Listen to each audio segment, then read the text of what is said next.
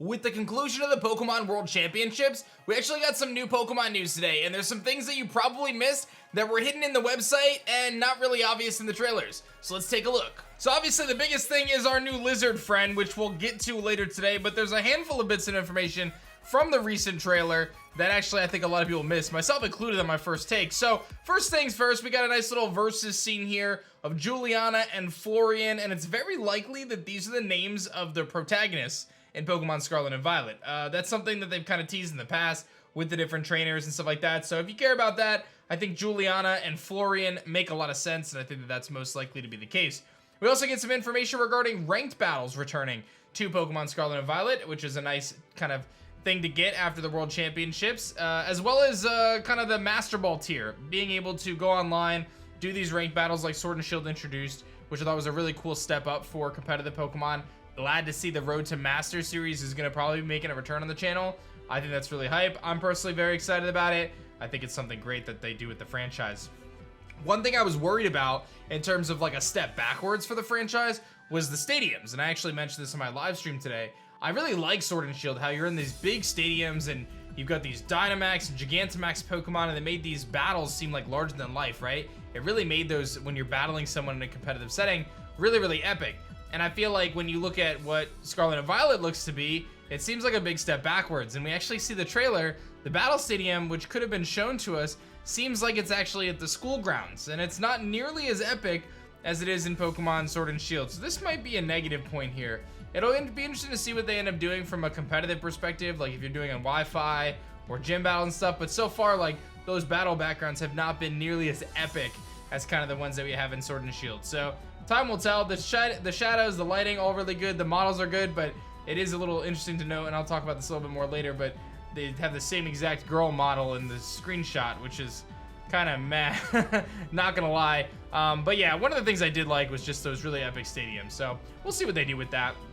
Rental teams are making a return. Rental teams are a feature that easily borrow teams by inputting IDs, so if you're someone who wants to try a team, or in my case, as a content creator, if I'm using a cool team, I could just share you guys the rental code, and you can try the team for yourself. It makes competitive a lot easier. We'll have to wait and see what they end up doing, if they make changes to the competitive system.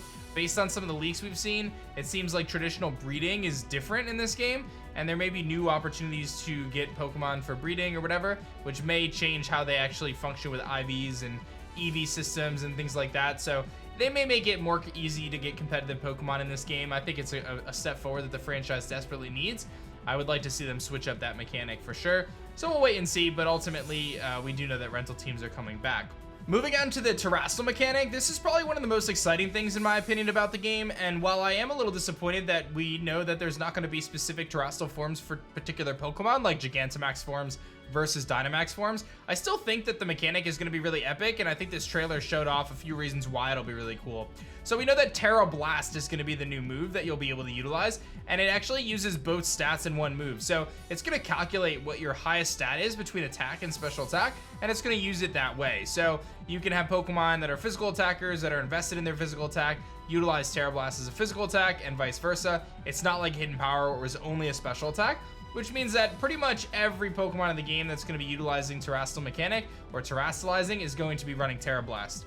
That gives you the opportunity to basically have a really strong move that changes with whatever type you want to rock. So in the context of having like a water type Colossal, which was shown in the trailer, you could have Terra Blast as a water type move and be able to deal stab damage from that as a result. Feels very strong. It is going to be a TM, it's a normal type move, and then again when you Terrazolize it becomes that new Terra Blast type.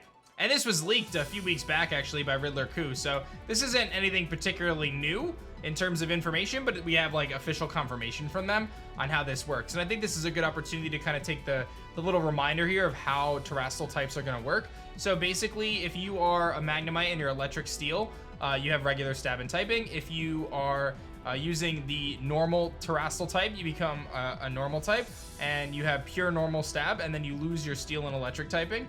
And then if you were to become an electric Terrazole type, then you actually get pure electric, but you get double the boost to electric because it was your previous type. So another example is like if Colossal used like fire Terrazole type, it would be pure fire, but it would get an extra boost to its fire type moves. I think that that's going to be really cool because it allows some of those Pokemon like dragons and fairies, which really have great typings already to have even stronger moves. And then Pokemon, like, again, the Colossal example, activating its steam engine, turning into a water type, very, very cool. I think it's also worth noting that the Terrazole transformation takes place prior to the attack playing out, regardless of speed stats. So it's not as if you're slower, your Terrazole type goes second. Like, once you activate that Terrazole change, it happens before the attacks take place, which again allows for some really cool competitive mind games. I'm actually more excited about this mechanic now than I ever been. I really, now that they've shown us more about it, I really see a lot more potential, and I think it's going to make competitive Pokemon really entertaining to watch, determining, you know, which Pokemon is going to Terrazolize in any given situation. By the way, if you guys haven't done so yet, you can pre-order Pokemon Scarlet and Violet with my link at Best Buy right now. Use the link in the description, pre-order it, doesn't cost you anything extra, and it actually hooks me up a ton, so thank you to everybody who pre-orders. You know you're gonna probably pre-order anyway, so you might as well do it so you don't forget about it. You get the pre-order Pikachu and everything like that, so make sure you guys do that. Link in the description. That's that. Now, the thing that kind of was missed is they covered some of these new items, right? And there was a particular item that they didn't cover, I don't think, but it was on the website, and it's called Covert Cloak. Covert Cloak actually stops fake out and secondary effects. So what it does is it says the hooded cloak conceals the holder, protecting it from additional effects of moves. This is basically the ability Shield Dust, but in item form. I could actually see this being utilized in competitive Pokemon. It allows you to, like I said, dodge the secondary effect of fake out, which can flinch you. It allows you to dodge things like Scald Burns, or like Sacred Fire Burns, or I don't know, Poison Fang poisons, whatever it is, right? Like whatever secondary effects that could be kind of annoying, speed drops from like Rock Tomb or Bulldoze, any of that stuff, you can essentially remove that. And I wonder, like, that could be really, really interesting competitive in terms of like I said, just removing some of those secondary effects. I think from a VGC perspective, it's probably the best bet because of fake out primarily, but very interesting. Then we've got Mirror Herb, which we actually saw from C Titan, copying the opponent's stat increase. It'll be interesting to see like how it works, right? We see it happen with the active Azumarill going for Belly Drum, but does it work with abilities and stuff too? Like, is it a one-time use kind of thing, right? I'm assuming it's a one-time use thing. It says it consumes the item, so that's probably a one-time use thing. But like if someone gets like a Defiant boost or a Moody boost or anything like that, like does it copy that? It says it only copies increase as well. So what about a move that increases and decreases, like Curse? Do you only get the benefits of Curse, or do you take the speed decrease as well? So some interesting stuff, but it does specify increase, so I'm curious how that's gonna play out. Then there's obviously Loaded Dice, which is the multi-hit move that allows moves to hit more times, more likely to hit more times. I was trying to think of applications where this is relevant, and the thing is, a lot of Pokemon that use multi-hit moves generally already have skill links, so they're gonna hit 5 times. However, there are a few particular multi-hit moves like Triple Axle, which are, you know, really important to hit that 3rd hit. There's also some instances of like Rock Blast being utilized, so I don't really think Loaded Dice makes really a ton of competitive sense. Maybe on something like a Breloom where it has Technician, so being able to hit multiple times with a Technician boosted attack is useful. That's a very unique situation just because of Technician. That's why Breloom was kind of showcased in the trailer, but I don't really think it's going to be super crazy. I think it's also worth noting, we didn't really talk too much about this, but it seems as though like the particles around them actually are relevant to the type too. So it's not just these hats, right? Like Colossal has like bubbles popping up on its feet, and Breloom has like leaves floating around. Tyranitar has like ghosts, like aura and flames and stuff. So it's not just like a hat on them, right? It was like full on like kind of crystallized transformation change, and I really like the aesthetics of it. I'm kind of growing towards the hats. I'm not a big fan of the hats yet, but I'm certainly getting there. And one of the biggest Easter eggs, if you guys didn't notice, is the ghost type Terrazole hat is actually a throwback to the ghosts in Gen 1 when you don't have the Sylph Scope. It's actually really clever. I love that. And we did hear that there was going to be some throwbacks to some of the older generations in this game. I think that's a really cool representation of doing that. Just a reminder on the Terra types too, it was confirmed from the leaker that you can have every Pokemon get all 18 Terra types, and you can adjust them however you want. There's an item that you'll be able to obtain from raids that'll allow you to freely change your Terra type, so it's not something that should be stressed over, I would say. He also mentions that NPCs are also going to utilize Terra types, and says that some of them are pretty funny, so there might be some interesting Terra types that are utilized as you play through the game. And then of course the last thing is our buddy CYCLIZAR, right? CYCLIZAR has the ability Shed Skin, which is something that maybe we didn't really get information about, which isn't terrible. This Pokemon is a little different than I think a lot of people thought. So it says on the website, first of all, it's a Pokemon that's lived in many households in the Paldea region since ancient times. has a mild disposition, and people riding CYCLIZAR are a very common sight. So it seems like you're going to be able to see these, you know, all over the region. CYCLIZAR is very common. There's a lot of questions. Is this Pokemon a pre-evolution to Koraidon and Miraidon? And I don't think that's the case. I do not think Koraidon and Miraidon and CYCLIZAR are actually related in that context, but rather I think it's that CYCLIZAR is actually the like standard present form, and Koraidon and Miraidon are the paradox future and past forms of CYCLIZAR. So that's the prediction right now. We know that there's like these future and past forms, ancient forms, paradox forms they're called, and there's ones that are future and past depending on the game you're playing.